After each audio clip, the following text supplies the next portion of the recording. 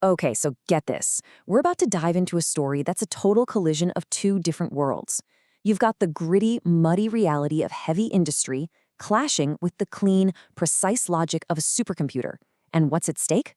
A full-blown geopolitical trash war. And the wild part? The unlikely weapon that's actually winning it is probably the phone in your pocket. Seriously, let's break down how this is even possible. All right, first things first, we need to set the stage. At the very heart of this whole conflict is the Ambassador Bridge, the one connecting Ontario and Michigan. And look, it's not just a critical artery for the auto industry. It turns out it's also a massive conveyor belt for Canada's garbage. And the scale of this, it is just staggering.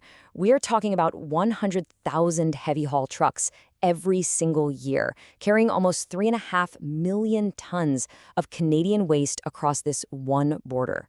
It's a nonstop convoy, a huge economy built entirely on refuse. Yeah, this quote really sums it up perfectly. This one single stream of trash made up nearly 15% of all the waste being buried in Michigan's landfills. And for Ontario, this wasn't just a matter of convenience, it was existential. They were basically outsourcing about a third of their entire waste problem to another country. You can see the problem, right? This kind of dependency creates a massive vulnerability. The province of Ontario is staring down what the industry literally calls the waste cliff. Why? Because their own landfills are on track to be completely full by 2034. So if that export valve to Michigan gets shut off, the trash physically starts piling up in the streets. It's a ticking time bomb. And then the border did start to close. It was this political pincer movement, coming from two sides at once. At the federal level, the U.S. government used a clever loophole in the USMCA trade agreement. They argued that because a bag of trash from Toronto might have, say, a broken toy made in China inside, the whole truckload counted as foreign goods, and bam, a 40% penalty. At the exact same time, Michigan's governor moved to hike dumping fees by over 1,200%, essentially slamming the gate shut from the inside. So, with the big macro system in complete chaos, we're going to zoom all the way in to the tiny micro solution that popped up.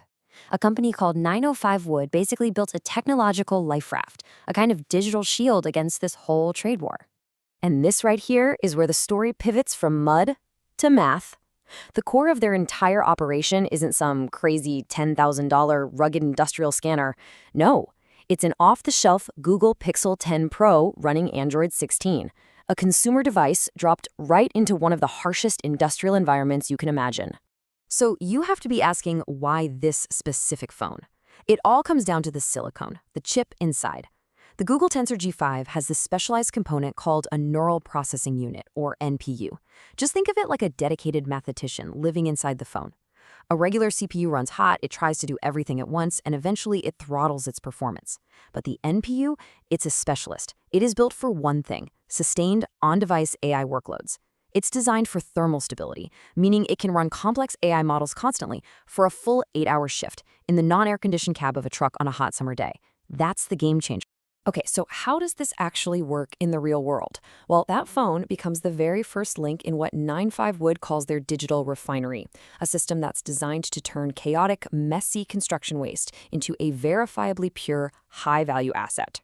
They call this 4-step process the sentient bridge, and it's absolutely brilliant. Step 1, out on the muddy job site, the Pixel phone does a visual scan of the woodpile in under 2 seconds. But here's the clever part. They know a camera can't see invisible toxins, so step 2 is sensor fusion. A small on-device AI, like Gemini Nano, actually listens to the driver's audio notes. So if the camera says the wood looks clean, but the driver happens to say the word deck, which implies chemically treated wood, the audio overrides the visual and flags the load. Then, once it's back at the hub, X-ray sensors do an atomic-level scan for things like arsenic. And finally, all of that data gets fed to a large language model, in this case Claude Opus, for the final legal check. And that final legal check is so crucial. It relies on a technique called retrieval augmented generation, or RAG. This is the key to the whole thing because it stops the AI from hallucinating, just making up answers. Instead of searching the open internet for rules, the AI is forced to find its answers only within a preloaded, verified digital copy of Ontario's entire environmental law book. It can't look anywhere else. And here's what that looks like in practice. The system doesn't just spit out a yes or no. It gives you an explainable, legally cited rejection. It maps the chemical reading from that X-ray directly to the specific legal clause it violates. They call it policy as code. It's basically an automated compliance officer living on a microchip. So, after all that, this incredibly complex, multi-layered AI system, what's the final product? You might be surprised. It's something brilliantly, and I mean brilliantly, low-tech. It's a PDF. But trust me, this is no ordinary PDF. I gotta say, this is my favorite part of the entire system. In an age of sleek, colorful dashboards and smooth animations, 905 Wood went in the complete opposite direction. They deliberately designed their output to be stark, high-contrast, black and white. And why would they do that? Because they actually understand the reality of their industry. This document has to be readable when it's spit out of a cheap printer in a way station. It has to survive being sent through a 30-year-old fax machine. And on a fax, a pretty pastel green and a dangerous coral red both just look like the same shade of muddy gray. This is genius. It's not about aesthetics. It's about pure, brutal functionality. So you see, this intentionally brutalist document isn't just a report. It's designed from the ground up to be impenetrable legal armor. It's an irrefutable 9-point certificate of origin built specifically to defeat trade tariffs and audits right there on the spot. And that armor is forged using something called Vertex ML metadata. What it does is create what they call a decision lineage. It's a cryptographic, completely unbreakable chain of custody for every single truckload. So if a government auditor shows up 2 years from now asking questions, 905 Wood can prove the exact version of the AI model that was running, the GPS coordinates, the precise sensor readings, and even the specific law that was in effect at that exact millisecond. It's airtight. So now let's zoom back out and look at the big picture. Because this system doesn't just solve a problem, it completely flips the entire economics of waste on its head. This digital shield doesn't just block risk, it actually generates entirely new forms of value. The first, most obvious win is just simple cost avoidance.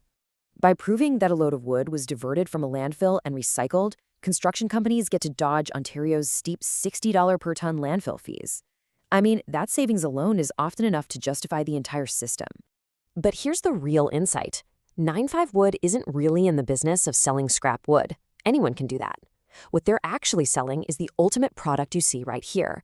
Absolute, verifiable, cryptographic certainty attached to that wood. And it's that certainty that makes this whole financial flip possible. The digital refinery takes what used to be a liability, a cost center full of disposal fees and tariffs, and transforms it. First, it becomes a valuable asset, a certified, clean feedstock for the growing bioeconomy. And then it unlocks a second, entirely new revenue stream in the form of tradable carbon credits. You know, this whole thing started as a desperate survival strategy, a way to fight back against a geopolitical trade war. But what it ended up creating was a blueprint for turning physical liabilities into digital assets. And that really leaves us with a fascinating final question, doesn't it? What other messy, complicated industrial problems out there are just one smart, targeted application of technology away from becoming a source of incredible new value?